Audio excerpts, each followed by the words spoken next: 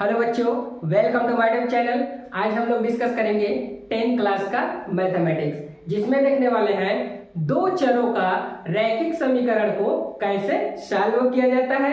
तो इसका हम बेसिक कॉन्सेप्ट के बारे में डिस्कस करने वाले हैं। तो इस टाइप का कंटेंट को आप जरूर देखिए। राइट, देखो, दो चरों का रैखिक समीकरण मतलब इसको इंग्लिश में क्या बोलेंगे? Pair of linear equation into variable. Two variable का क्या होना चाहिए? लीनियर इक्वेशन होना चाहिए। अब देखो, मैं आपको बताना चाहूंगा, यदि मैथमेटिक्स को पढ़ना है तो अंदर से फील करना पड़ेगा, ठीक, तब वो ज्यादा समझ में आने वाला है। तो देखते हैं चैप्टर क्या बोल रहे हैं, फिर हम आगे कॉन्सेप्ट के बारे में डिस्कस करेंगे। देखते हैं, सबसे पहले बात तो बोल रहा है कि दो मतलब टू, ये हो जाएगा दो, ठीक। दूसरा कह रहा है कि चरो, क्या? चरो, ठीक है ना। मतलब एक चर नहीं हो सकता, एक से अधिक चर होगा, इसलिए हम लोग ले लेते हैं एक्स और वाई। क्या है हमारा? दो चर है भाई, ठीक है ना। अगला स्टेप देखो, का रैखिक होना चाहिए, दो चरों का होना चाहिए और रैखिक होना चाहिए, एक नहीं होना चाहिए, ठीक। तो दो चर हो गया और रैखिक होना चाहिए। तो मैं आपको बताना चाहूंगा, यदि देखो, यदि 2x plus of c1 equal to 0 है, तो ये क्या हो जाएगा? हमारा एक चर वाला रैखिक समीकरण आया ना। कैसे? देखो, 2x equal to minus c1, एक चर वाला रैखिक समीकरण। आप कहोगे कैसे? यदि हमारे पास कोई इक्वेशन है, उस इक्वेशन में यदि चर इंक्लूड है और उस चर का पावर क्या होना चाहिए? 1 होना चाहिए, तब की स्थिति में वो रैखिक समीकरण कहलाएगा, अदरवाइज नहीं कहलाएगा। तो एक देखो, इसका पावर क्या है? 1, रैखिक हो गया। लेकिन यहां पर बोल रहा है दो चरों का रैखिक समीकरण होना चाहिए भाई। तो दो चरों का रैखिक समीकरण x एंड y, तो हो जाएगा हमारे पास 2x plus of 3y plus of c1 equal to 0। बस, ठीक है ना। देखो, इसका पावर भी 1 है और इसका पावर भी क्या है? 1 है। लिनियर का मतलब वही होता है, रैखिक का मतलब इक्वेशन में इंक्लूडेड वेरिएबल का पावर ऑलवेज क्या होना चाहिए? 1 होना चाहिए, तब वो क्या कहलाएगा? रैखिक कहलाएगा, अदरवाइज रैखिक नहीं कहलाएगा। 2 रहेगा तो क्वाड्रेटिक हो जाएगा, 3 रहेगा तो कबिक हो जाएगा, 4 रहेगा तो बाइकबिक हो जाएगा, ठीक। तो हमें क्या देखना है? लिनियर देखना है, मतलब एक चर होना चाहिए, ठीक है। अब आगे देखते हैं, इसको यदि हम व्यापक समीकरण में लेना चाहे तो ये हो जाएगा a1x plus b1y plus of c1 equal to 0 हो गया भैया। सिमिलरली सेम एक और बना देते हैं हम, ठीक है, और समझेंगे कॉन्सेप्ट को। तो देखो, a2x plus b2y plus of c2 equal to 0, ये हो गई ना भाई, ठीक। इतना तो हमें करना पड़ेगा आगे समझ में। अब देखो, एक इक्वेशन एक हो गया ये, और ये क्या हो जाएगा? इक्वेशन 2 हो गया। अब दोनों किस टाइप का हरकत कर सकते हैं, क्या क्या कर सकते हैं, इसके बारे में डिस्कस करेंगे। राइट, सारी कॉन्सेप्ट इसी में छिपा है और आपको कुछ चीज करने की जरूरत नहीं है। तो देखो, पहला केसेस होता है केस फर्स्ट। इसका केस फर्स्ट क्या होगा हमारा? तो देखो, इसका हम देखेंगे केस फर्स्ट। तो देखो, ये एक्सिस ले लेता हूं मैं, ये हो गया x axis, y axis, x dash axis, और ये क्या हो जाएगा? Y dash axis. बात खत्म। ये क्या है? हमारा केंद्र है, आगे ना ओरिजिन जिसको बोलते हैं। अब देखो, मैं इसका एक लाइन खींचता हूं, कहीं से भी खींच देता हूं, चलो ये इसका मैं एक लाइन खींच दिया। ये लाइन का नाम क्या दूंगा मैं? a1x plus b1y plus c1 equal to 0। बस एक लाइन मैं इधर से खींच देता हूं, चलो ये इस टाइप का, ठीक। इसका नाम दे देता हूं मैं a2x plus b2x plus c2 equal to 0। आगे समझ में? अब देखो ये दो लाइन है मेरा, ये फर्स्ट इक्वेशन का है, ये सेकेंड इक्वेशन का है, और दोनों एक दूसरे को कहां काट रहा है भैया? ये देखो, ये इस बिंदु को क्या बोलेंगे? प्रतिच्छेद बोलेंगे। प्रतिच्छेद बिंदु, ठीक है, इंटरसेक्टिंग पॉइंट, इंटरसेक्टिंग लाइन, क्या बोलेंगे हम लोग? Intersecting lines. ये हो गया। आगे समझ में? अब आपको ये फील करना है, यदि दो इक्वेशन एक दूसरे को एक ही जगह पर काट रहे हैं, क्या कर रहा है? एक ही जगह पर काट रहे हैं, फील करो आप। क्या करेंगे? दोनों को बढ़ाएंगे तो एक जगह पर काट रहे हैं। अब ये आगे बढ़ते हुए जाएगा भैया, अब ये आगे बढ़ते हुए जाएगा, ये आगे बढ़ते हुए जाएगा, और ये भी आगे बढ़ते हुए जाएगा। आप मुझे सोच करके बताओ कि क्या ये जो रेखा है और ये जो रेखा है कहीं और किसी जगह पर जाकर काटेगा? मिलेगा? नहीं, नॉट पॉसिबल। इसलिए क्या हो गया? प्रतिच्छेदी बिंदु, है ना, इंटरसेक्टिंग लाइंस हो गया।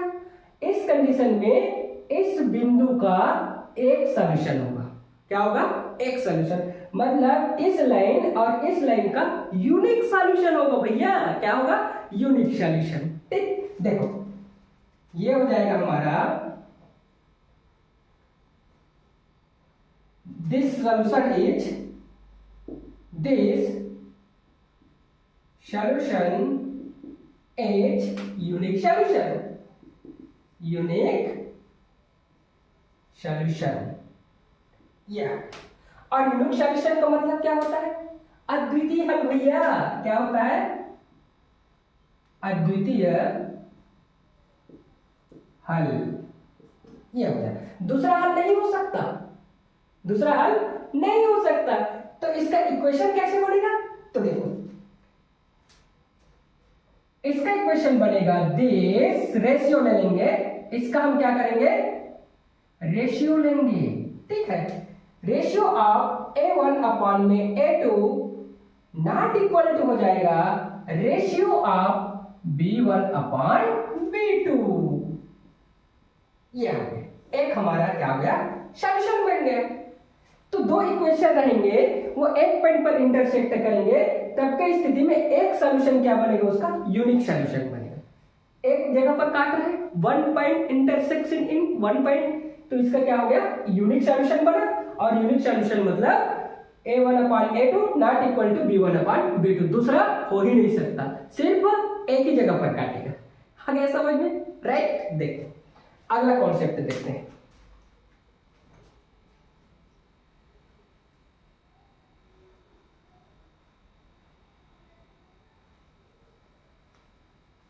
इस इक्वेशन को मैं इरेज कर देता हूं।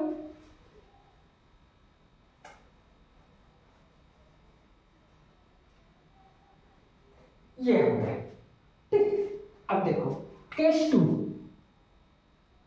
केस टू, केस टू में क्या करते हैं हम लोग? एक्सिस ले लेते हैं अगेन, ये देखो, और एक इधर से axis, x axis, y axis, x dash axis, और वाई क्या हो जाएगा हमारा?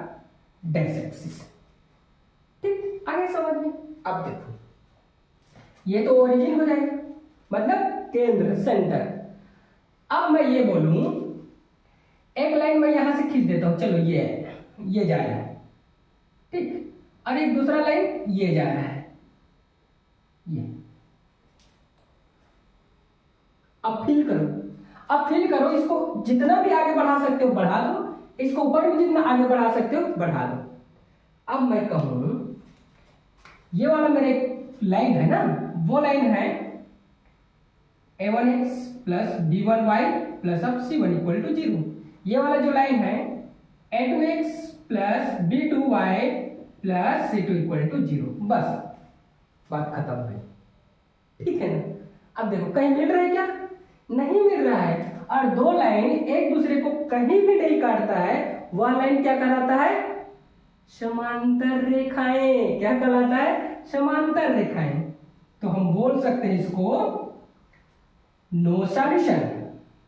यहां से हो जाएगा नो सॉल्यूशन। यह इसको बोलते हैं हम लोग समांतर रेखाएं। बस ये हो गया।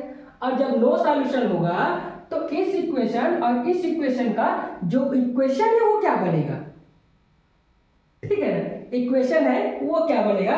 तो देखो मैं यहां लिख देना चाहूंगा a1x plus b1y plus c1 equal to 0, a2x plus b2y plus c2 equal to 0।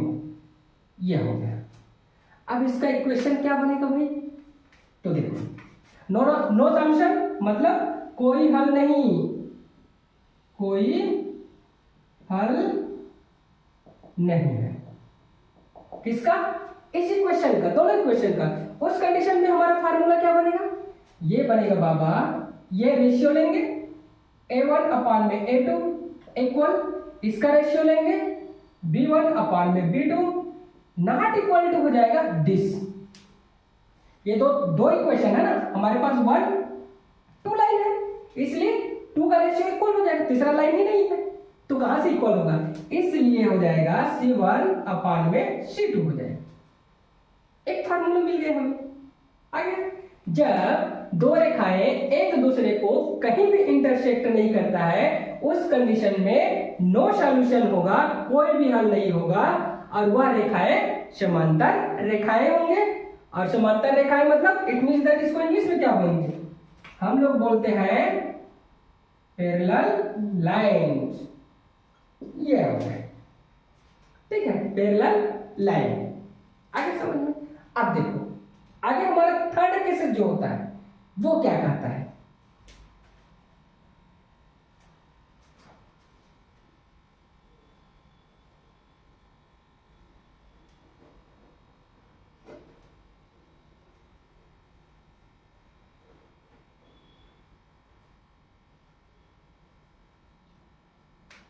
ये हो गया केसेस थर्ड। हम अगेन एक्सिस लेते हैं, ये हो गया x axis, y axis, x dash और ये क्या हो जाएगा वाई डैश एक्सिस। अगेन ये ओरिजिन हो जाएगा। अब देखो आपको समझना है, एक लाइन मैं इधर से खींच दिया, चलो हो गया। ये किसका इक्वेशन है, फर्स्ट इक्वेशन का लाइन है, ठीक है, मतलब a1x plus b1y plus c1 equal to 0। आप समझो मेरी बात को और फील करो, ऐसा हो सकता है क्या। अब देखो एक और मेरे पास इक्वेशन बचा, ये दूसरा वाला, यदि मैं अगेन इसी के ऊपर में मैं उसको खींच दूं ऐसे करके, देखो ऊपर में है ये, आप समझोगे, फील करो उसके ऊपर में है, ठीक है। अब ये इक्वेशन क्या है, जस्ट इसके ऊपर में ना, हालांकि बगल में दिख रहा है लेकिन ऊपर में है, सटा हुआ है, सटा हुआ है एक दूसरे के ऊपर में, ठीक है, पैरेलल नहीं। a2x plus b2y plus c2 equal to 0। आप समझो, अंदर से फील करो, तो इसका क्या कोई हल हो पाएगा, नहीं, क्योंकि दोनों लाइन एक दूसरे के ऊपर में चल रहे हैं, ऊपर में है ना, क्या कर रहे हैं, ये दोनों लाइन एक दूसरे के ऊपर में चल रहे हैं बाबा, ये ठीक है ना, ऐसे ऊपर में है, तो कभी इसका सॉल्यूशन नहीं हो सकता, बढ़ते जाएगा तो दोनों लाइन बढ़ेगा, है ना, इसलिए सॉल्यूशन हो ही नहीं सकता। मतलब अनंत अनेक सॉल्यूशन, यहां भी सॉल्यूशन, यहां भी सॉल्यूशन, यहां भी चाहोगे तो क्या हो जाएगा इसका, अनंत अनेक सॉल्यूशन होगा, एक सॉल्यूशन नहीं होगा, ठीक है, क्या हो जाएगा, अनंत अनेक हल, अनंत अनेक हल होगा, मतलब इनफाइनेटली मेनी सॉल्यूशन, ये होगा, ठीक है, इनफाइनेटली मेनी सॉल्यूशन होगा। आगे समझ में। अब देखो, अब इस टाइप के लाइन को हम लोग क्या कहेंगे, कौन सी लाइन बोलेंगे, ये लाइन कहलाएगा